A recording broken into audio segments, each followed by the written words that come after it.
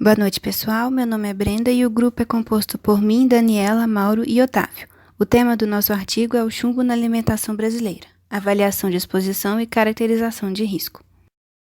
O chumbo é o sexto metal mais utilizado nas indústrias e o 10º contaminante inorgânico mais importante para a saúde pública, devido ao aumento dos seus níveis nos últimos anos em decorrência de ação humana. Existem diversas vias de exposição, sendo a ingestão alimentar a principal fonte não ocupacional. Devido às suas características de bioacumulação, longa persistência e não biodegradabilidade, a exposição crônica ao chumbo pode causar graves efeitos adversos na saúde, como a função renal prejudicada, alterações neurológicas e mortalidade, principalmente por causa de doenças cardiovasculares. Como a prevalência de doenças crônicas não transmissíveis, incluindo as cardiovasculares, é crescente, isso pode estar associado à alimentação inadequada e ingestão de contaminantes como chumbo.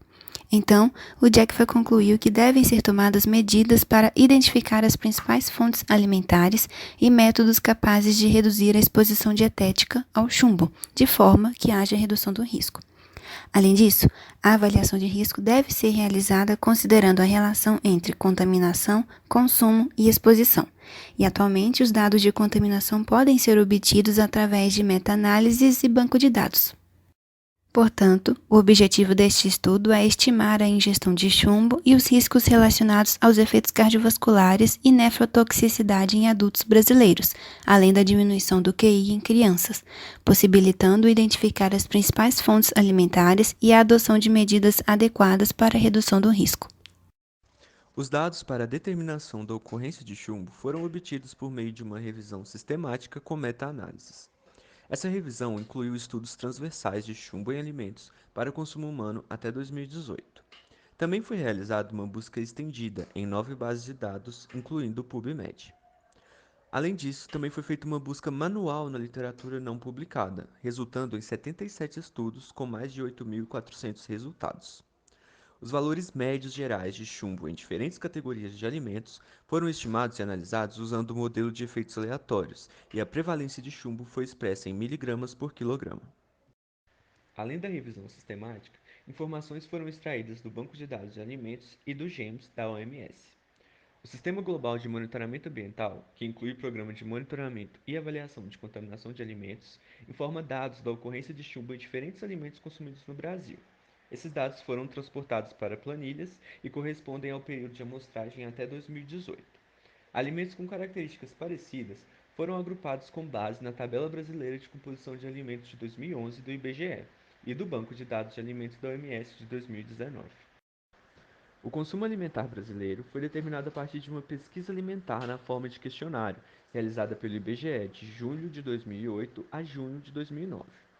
A pesquisa de despesas do consumidor foi preenchida por 34 mil indivíduos, com 10 anos ou mais de idade, de todas as regiões do país. O consumo foi estimado para a população total e separada por sexo, região e tipo de habitação, urbana ou rural. Os dados de consumo de alimentos foram agrupados de acordo com as categorias de alimentos expressos em gramas por dia. Avaliação de risco dietético.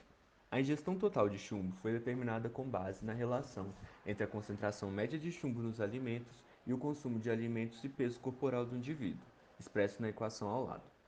A exposição dietética ao chumbo foi obtida para a avaliação de cenário otimista, LB, e a avaliação de cenário pessimista, UB. Uma vez que essas avaliações de exposição foram estimadas para a população adulta, a exposição das crianças foi assumida como 3 vezes o da população em geral. Já o risco para a saúde humana da presença de chumbo nos alimentos foi avaliado conforme a equação seguinte. Ela inclui níveis para avaliação comparativa de doses nos efeitos da pressão arterial sistólica, nefrotoxicidade, doença renal crônica e diminuição do QI. Valores de MOE maiores que 1 indicam que o risco é provavelmente baixo. Para a análise feita com o banco de dados de alimentos, as amostras foram selecionadas principalmente de forma aleatória. Foram utilizadas amostras coletadas entre os anos de 2015 e 2018. Estas foram agrupadas em 9 categorias de alimentos. Para a revisão sistemática com meta-análise, foi utilizado as amostras analisadas entre 1989 e 2018, sendo todos os dados obtidos por amostragem aleatória. A técnica prevalente utilizada foi a espectrometria de emissão óptica por plasma acoplado. O limite de quantificação para a primeira análise foi inferior ao da segunda análise, o que pode indicar que diferentes técnicas foram usadas na análise com o banco de dados.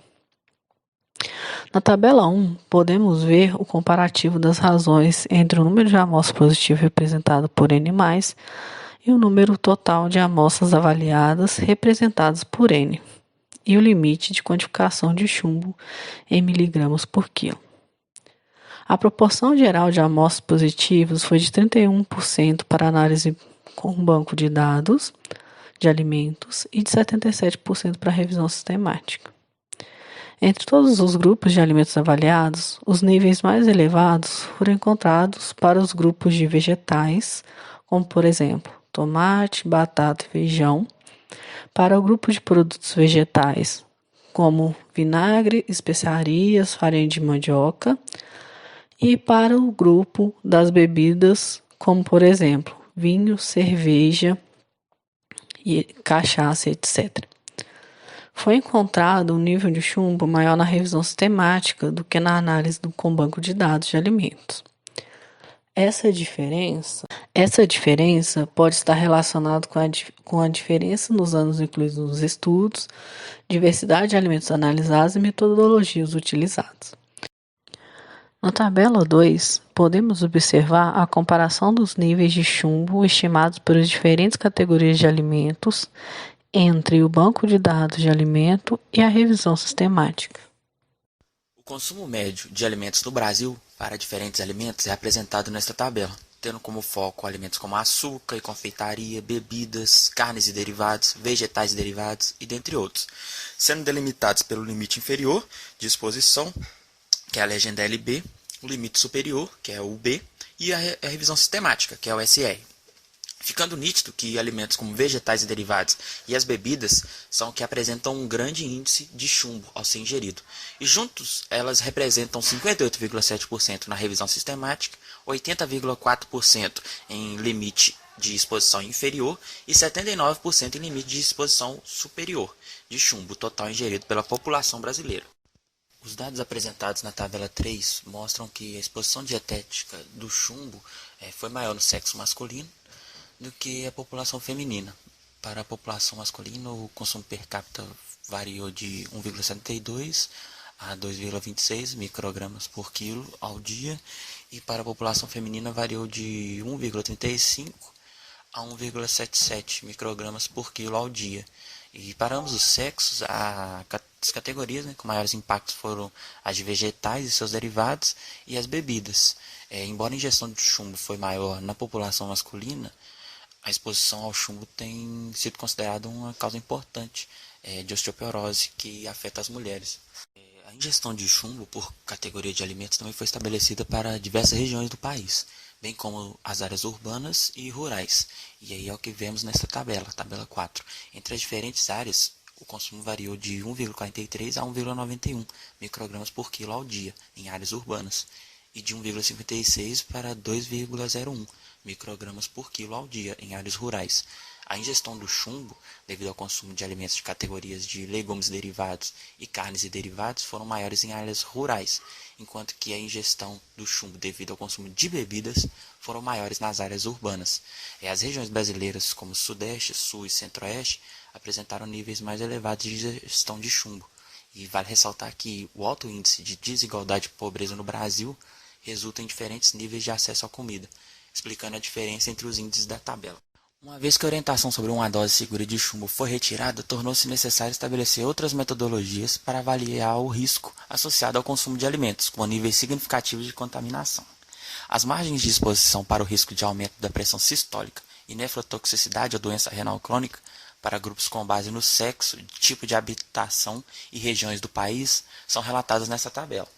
Em geral, a caracterização de risco mostrou que a exposição estimada excedeu o limite crítico para doenças cardiovasculares, bem como efeitos renais. E em ambos os cenários, otimista e pessimista, o aumento da pressão sistólica e o aparecimento de doença renal crônica em indivíduos adultos apresentam margens de exposição maiores do que 1, não podendo ser negligenciadas. No Brasil, as doenças cardiovasculares são consideradas as principais causas de morte, como um dos fatores iniciais, o aumento na pressão sanguínea, e foi observada maior mortalidade por doenças cardiovasculares entre homens e maiores taxas de mortalidade cardiovascular nas regiões Sul, Sudeste e Centro-Oeste. Apesar da associação entre a exposição ao chumbo e o aumento da pressão sistólica com doenças renais crônicas, existem vários outros fatores que impactam a evolução de doenças do sistema cardiovascular. Por isso, para entender o efeito da exposição ocupacional ao chumbo em pacientes cardíacos, identificando o perfil por níveis de chumbo por sexo e região, podem ser uma alternativa para melhor estabelecer essa correlação. Como conclusão, tanto o banco de dados quanto a revisão sistemática foram considerados fontes importantes de dados, e esse tipo de revisão pode ser utilizada como uma estratégia complementar para a avaliação de risco dietético, principalmente quando os dados oficiais são insuficientes. A média geral de contaminação por chumbo nos alimentos obtida do banco foi semelhante à estimada em todo o mundo. E, apesar dos baixos níveis de chumbo, essa avaliação de risco indica uma preocupação com a saúde da população, relacionada com a alimentação, sendo as principais fontes os produtos vegetais e bebidas. E, com isso, os resultados desse estudo podem orientar programas de gestão e monitoramento de alimentos, incluindo a atualização contínua de dados e revisão dos limites máximos. Obrigada.